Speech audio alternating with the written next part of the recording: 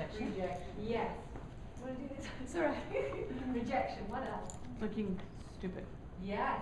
Looking stupid. Who else has that one? Not knowing. Don't want to look stupid. Yeah, not knowing. Making a mistake.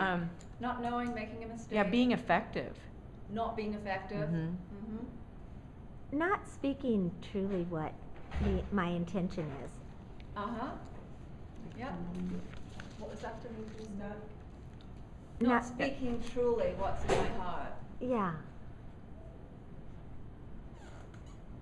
Who else? What's the fear? What comes up? Anything I don't else? really know. I know there's something. What is it? Yeah. We just take a minute. Just sit Failure. close your eyes. Failure. Just drop in. I know another This one. is the place to have the breakthrough. Failure. Failure, yeah. I'm afraid that my passion for what I'm speaking about will come off as pushy.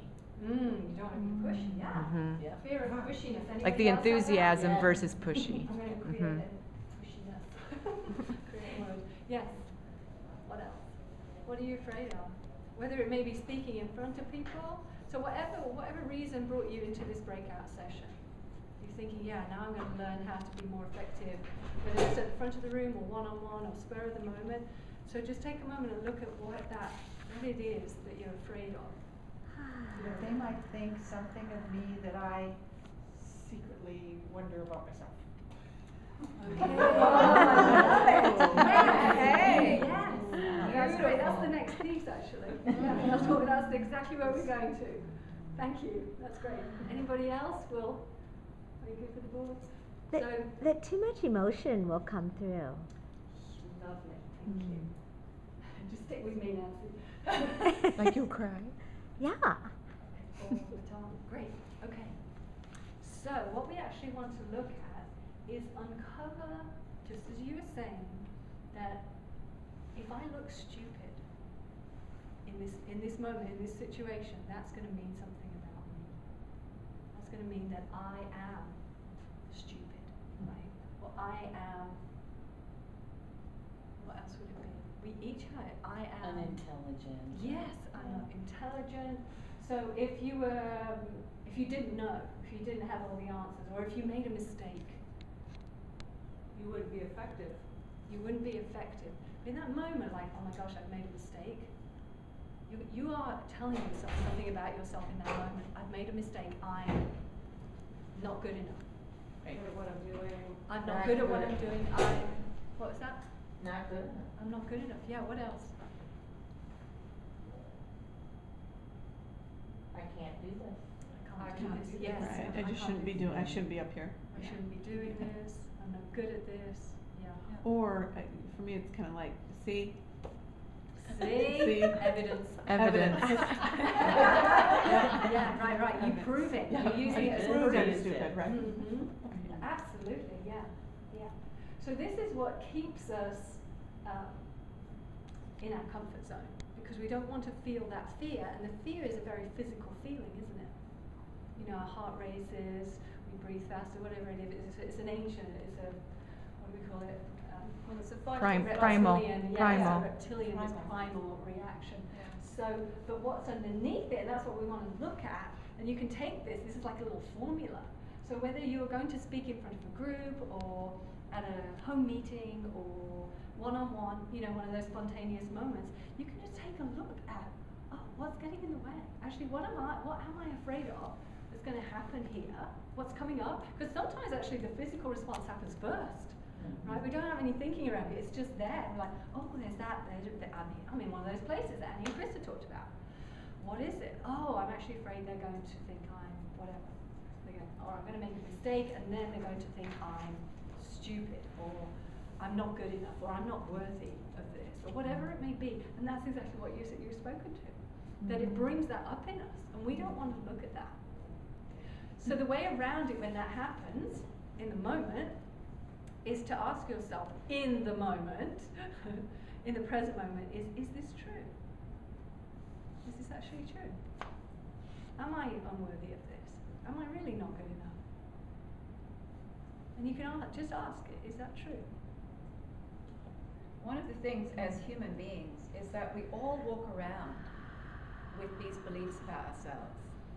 You know, from the time we were this high, something happened that made me go, oh, I'm not good enough. Or, oh, I'm not worthy of being loved. Or I'm not, whatever it is. We're all walking around with that. It's part of the human condition. Insecurity. Yeah, absolutely. Exactly. And one of the things I realized was a big part of my fear, and it still comes up for me, is that when I'm in front of people, whether it's one person or 1,000 people, doesn't make any difference. It's like they can see me. Oh my gosh, they can actually really see me. And you know, like you said, there are pieces that I don't know that I want people to see here, but I'm putting myself out here. I'm being seen. And so all that stuff is there for me. It's like, I am not good enough, and here I am. You know, and they're going to see that. But once, like Annie said, once we can uncover that, once we can get that little sentence that's in there, because usually it boils down to one little sentence, then we've got a chance to transform that. And it's not like for me, it's ever gone away. It's still there. It just doesn't rule my life like it used to.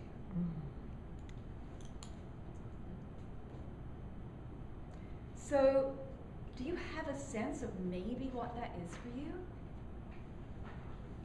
Anybody? Cindy, you're nodding your head. Well, I had a big light bulb as you were speaking. So, you know, I'm the one who said pushiness. And I now know what it's about. It comes from scarcity. Because I want every conversation to be effective. But the fear that is behind that is that there's not enough people. Like every person I talk to has to count. Like I just had this as you were speaking. So it's total scarcity. Yeah. Beautiful. Yeah. Okay. So we can also recognize that it is a thought. So even though we're having this physical experience of fear, we also want to ask, is this true now? You know, it might have been true when I was this big, but now I'm 40-something, 50-something, and is it true right now, today, it's Tuesday, whatever day it may be, like, is this true? Actually, it's not true. This is not true. What is true? That's another way you can just transform it in the moment. What is true? And Byron Katie, you may have heard of her, she would say, who would I be without this thought?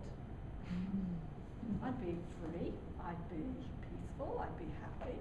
But just using that statement or asking yourself that question, who would I be without this thought? It kind of dissolves the thought, like it falls apart. The fabric of it actually falls apart. It can't stand alone anymore because you just kind of go, no, I can see you now. Because I can actually choose another thought. Yeah. Okay, so that's the first step in public speaking is really not pulling away from the fear, that contraction, that fight or flight response, but actually going into it and acknowledging, okay, what am I afraid of? Because that's going to mean something about myself that I've been telling myself. See, what would that be for you around scarcity? I would be, I am needy, Yeah, like this isn't going to happen for me. It's not possible. I'm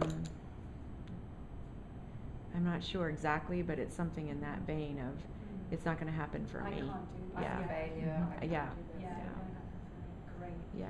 Yeah, and is that true? Like, really, is that true? No. It's not No, true. look who you've got I sitting know, here. I know. It's just great. But it's just the Yeah. thought. It's all up here. It's just the thought, or wherever our mind is, that has that regular show. Yeah, that's great. So, as I said, this is an internal dialogue that we have, right? When the thoughts come up and the worry comes up.